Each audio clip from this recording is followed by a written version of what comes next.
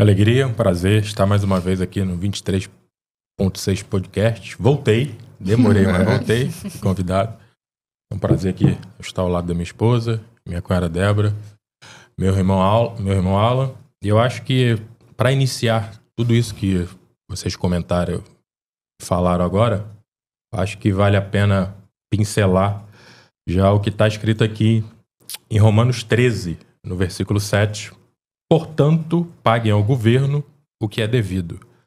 Paguem todos os seus impostos e respeitem e honrem todas as autoridades. Então, acho que esse versículo resume bem o que foi falado aqui, que a gente vive em sociedade. E dentro da sociedade existem leis, existem regras, e a gente precisa se posicionar. Sendo contra ou a favor, a gente precisa se posicionar. E isso agora, como vocês falaram, né? Vamos lá do início, né? Para quem me vê hoje aqui, né? Estou com 42 anos, estou lá da minha esposa aqui, 19 anos de relacionamento, 15 anos casados. Mas eu era um garoto, no início, 18 anos, né? Vamos buscar lá do meu 18 anos, que foi quando eu comecei a minha faculdade de Direito. Hoje, né? Sou advogado, me formei, fiz pós-graduação na FGV, em Administração Pública. Fiz uma outra pós-graduação em Direito Eleitoral também. E fiz uma outra pós-graduação em Gestão Social. Então, curricularmente falando, né, estaria preparado para poder assumir uma posição aonde fosse. Mas não é simplesmente isso. Eu acho que a partir do momento que a gente assume uma posição, eu acho que aquilo que está dentro da gente começa, né, a ser externado. E por volta de uns 20 anos, né, eu tive um problema de saúde, fiquei entre a vida e a morte, desenganado pelos médicos. Questão de obesidade mesmo, eu pesava 163 quilos e fiz uma cirurgia. E naquela época, né, havia casos de sucesso, mas uma semana depois da minha operação, eu não aguentava mais ficar de pé. Estava tomando banho em casa, meu pai me ajudando, e eu não aguentei mais. Já estava desfalecido, sem força. E o meu pai ligou para o médico, que fez a cirurgia, e falou, olha, meu filho não está bem. O médico falou, não, é assim mesmo, dá uma Novalgina para ele que vai passar. Mas meu pai, inteligente que é e tocado por Deus, não deu ouvido a essa voz. Se tivesse dado, talvez hoje eu não estivesse aqui contando esse testemunho e vivendo essa missão. Ele ligou pro médico da família, que é o Dr. Dang, que está com a gente até hoje, aí, que todos nós conhecemos, do profissional que ele é. E ele falou, ó, leva ele agora pro hospital. E eu lembro que eu fui ali sendo arrastado praticamente pelas escadas, chegando ali com muita dificuldade, muita dor. E parecia só aquela cena de seriado que a gente vê, né? Sei que eu entrei lá no corredor, dentro da maca, e aquelas luzes dentro do meu rosto, um monte de médico, aquele barulho de aparelho, e de repente, simplesmente um apagão. Apaguei, não lembro de nada o que aconteceu, mas fiquei aí, resumindo a história, quase 30 dias dentro de um hospital. Acho que por volta de 11 dias entubado, totalmente apagado. E depois fiquei aí mais 2 semanas também lá dentro, só daqueles cuidados. Então, mais claro, desenganado pelos médicos, a minha situação foi uma infecção generalizada que eu peguei. E na época, a leitura popular do médico, o nome da bactéria, eles chamavam bactéria devoradora de carne, que eles falavam. Em 3 dias, ela te comia todo por dentro. Mas Deus ali, ele já estava agindo, porque a bactéria, na verdade, no meu caso, ela ficou instalada onde estava o dreno. Então ficou algo externo aqui. E, né, falando até em detalhes, como a bactéria é tão forte que era um cheiro ruim, era um cheiro de podre já. Que a bactéria já estava começando a... Mas Deus ali, ele interviu. E hoje eu tô aqui, contando essa história, vivendo esse milagre. Com 42, eu tinha 20 anos. Isso foi em 2003. Já estamos em 2024, então já tem 21 anos que eu vivi esse milagre.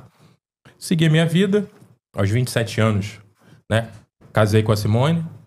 Mas nesse período também, a partir dos 18 anos, como o Alan falou aí, eu já entrei dentro de um gabinete, que meu pai, né, ele era vereador, então eu já comecei a me envolver ali com política, jamais pensando nesse plano que estou vivendo hoje, né? Desse desafio que... Mas ali eu já estava sendo forjado, preparado, tendo conhecimento, educação, aprendendo o que fazer e o que não fazer também dentro da política. Aí, aos 27 anos, né? Casei, já estamos há 15 anos casados. Fiquei mais ou menos uns 20 anos dentro da Câmara de Vereadores. Dos últimos 7 anos, assessorei, né? Fui chefe de gabinete de um vereador, até que surgiu o desafio, um chamado de Deus, para que eu disputasse uma eleição, uma cadeira na Câmara de Vereadores, e foi algo que eu jamais imaginei, jamais pensei, e vai tudo contra o jeito que eu sou, porque não tem nada a ver comigo. Esse tipo de política, para quem me conhece sabe, né? Sou um cara muito na minha, muito fechado, e sou, diria o outro vai falar, não, um pouquinho antissocial, né? Sou bem caseiro, não gosto muito do...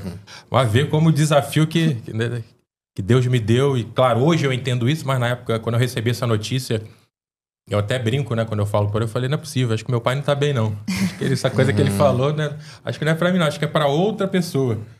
E, né, a gente fala, humanamente falando, por exemplo, meu irmão que tá aqui, o Alan, ele teria o perfil totalmente, vamos dizer assim, exato, perfeito. A Diriota, a capa de José era pra ele, né? Quando a gente fala a capa, né? Serviria pra ele.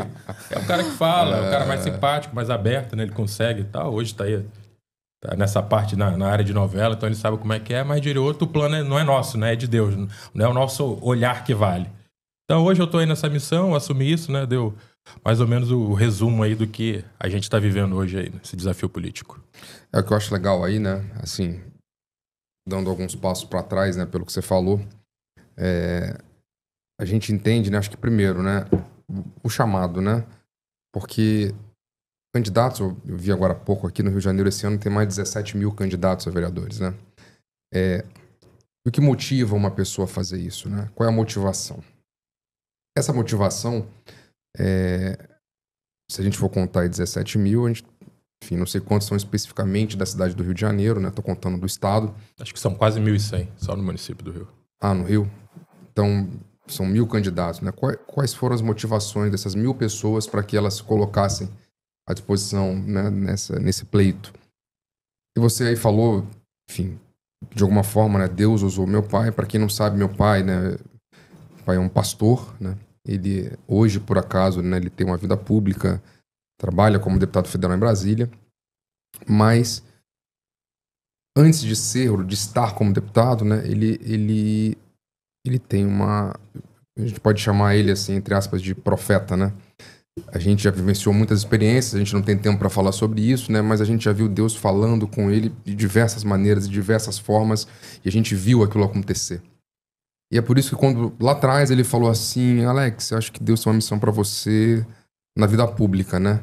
A gente estranhou, mas como a gente já veio de umas experiências passadas e que de fato se cumpriram, você creu e você aceitou, e é por isso que você está vivendo isso hoje, né? Aí, o que eu queria entender? Como que você, dentro do teu relacionamento, da tua fé, você pega esse chamado, né? Como aconteceu do meu pai, em que momento isso vira chave, né? Porque você poderia simplesmente não aceitar, não acreditar e seguir a sua vida e não, você escolheu ouvir, você escolheu obedecer de alguma forma esse chamado.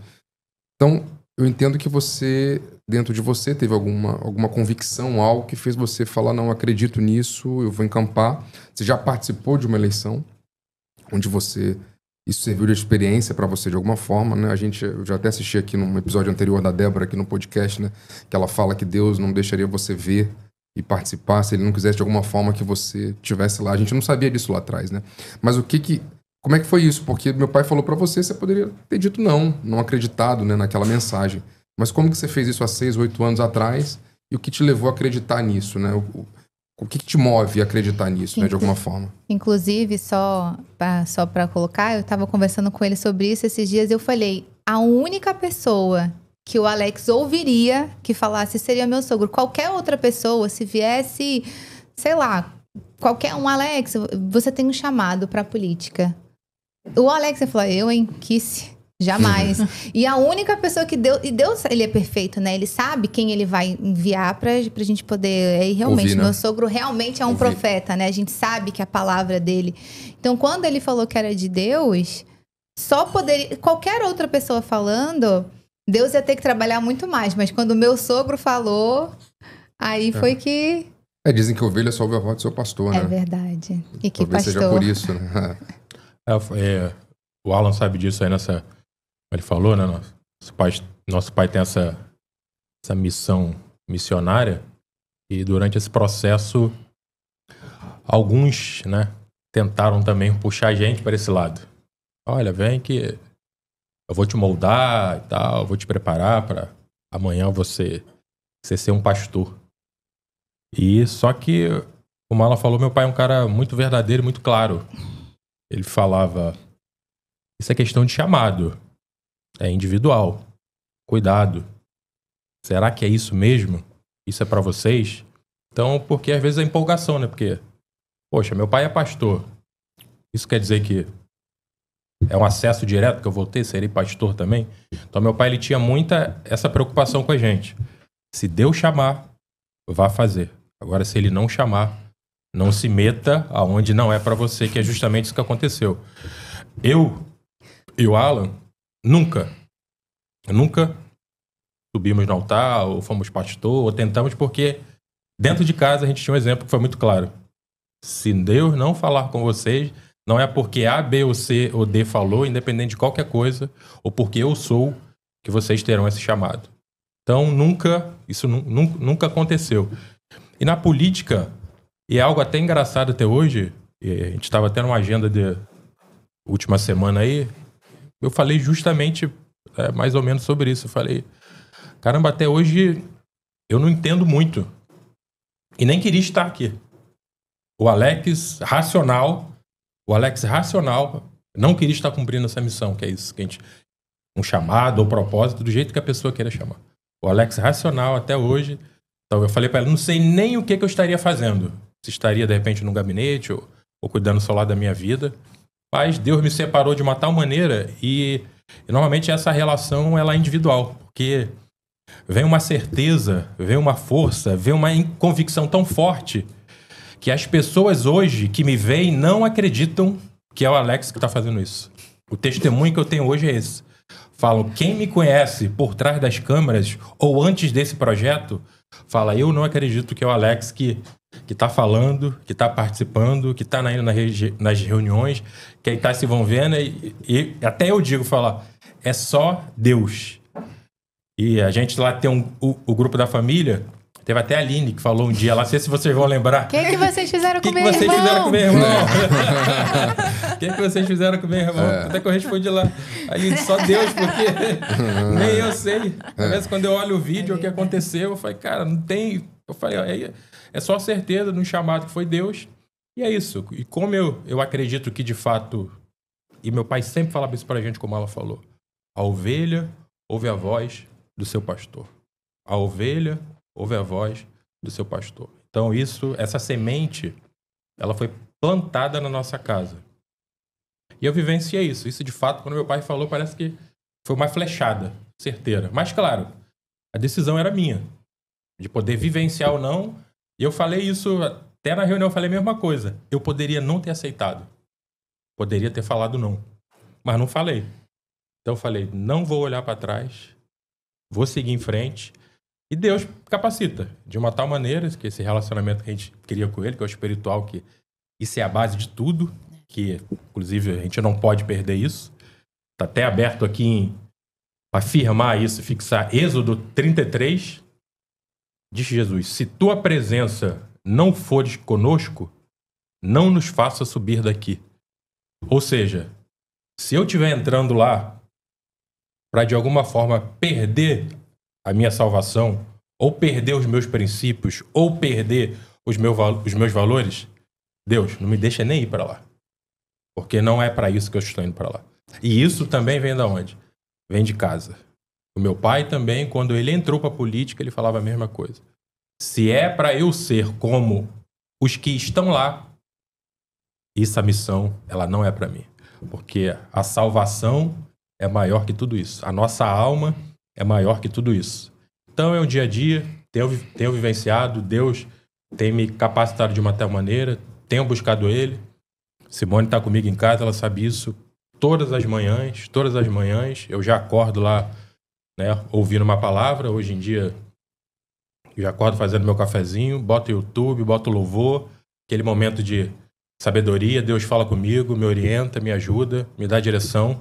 Porque eu sempre digo, o Alex é advogado, o Alex tem pós-graduação, o Alex tem capacitação, legal, bacana. Mas o principal, eu não posso perder, que é isso. É a fé, é a salvação, e não achar que simplesmente ou diploma, ou é isso, o meio que a gente começa a viver agora, que as pessoas começam a conhecer a gente, chamar a gente pelo nome, daí eu já começar a achar que sou eu, é a força do meu próprio braço, mas eu não perder a visão, a missão de um propósito que eu estou num chamado, estou ali para cumprir aquilo que Deus, né, deu nas minhas mãos, e eu faço isso com muito zelo, com muito cuidado, com muito carinho e muita responsabilidade e com os pés no chão.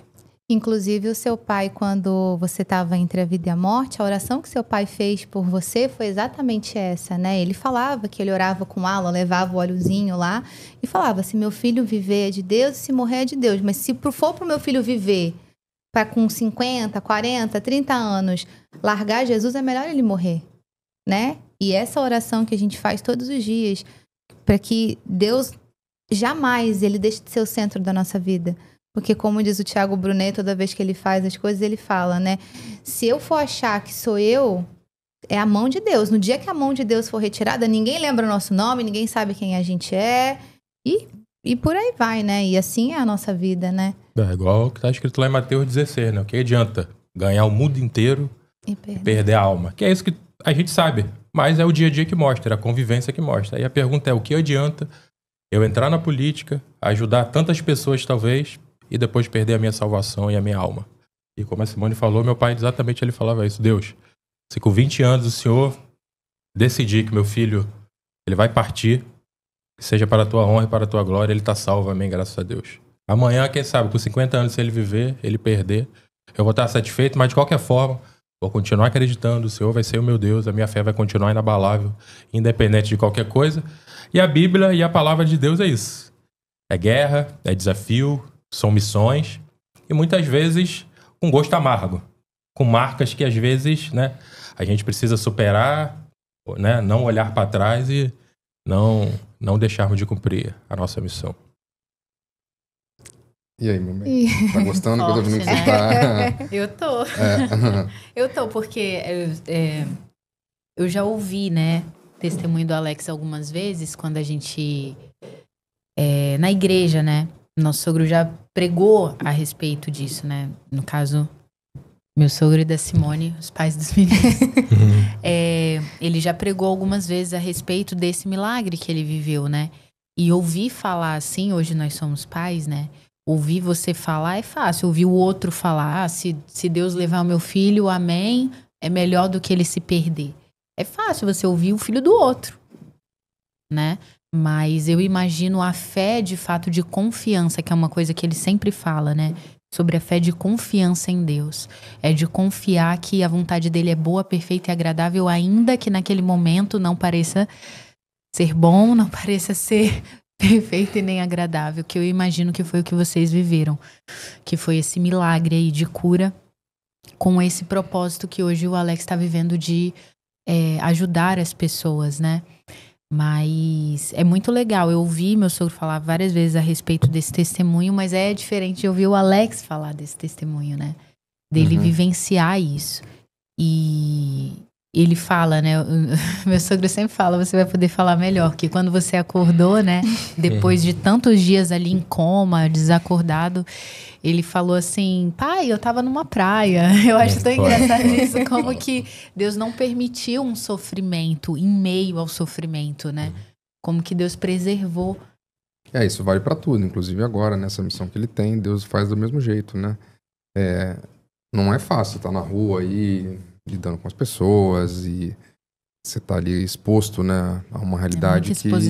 Sim, todo mundo que se coloca como hoje um candidato num município como Rio de Janeiro, né, ele tá exposto, de fato, a lidar com todo tipo de pessoa, com todo tipo de realidade, e você tem que ser o famoso forte corajoso lá de Josué, porque A gente sabe que a realidade do Rio mesmo, das ruas do Rio de Janeiro, é uma realidade complexa, é difícil, não é fácil, né? Lidar com pessoas não é fácil, né?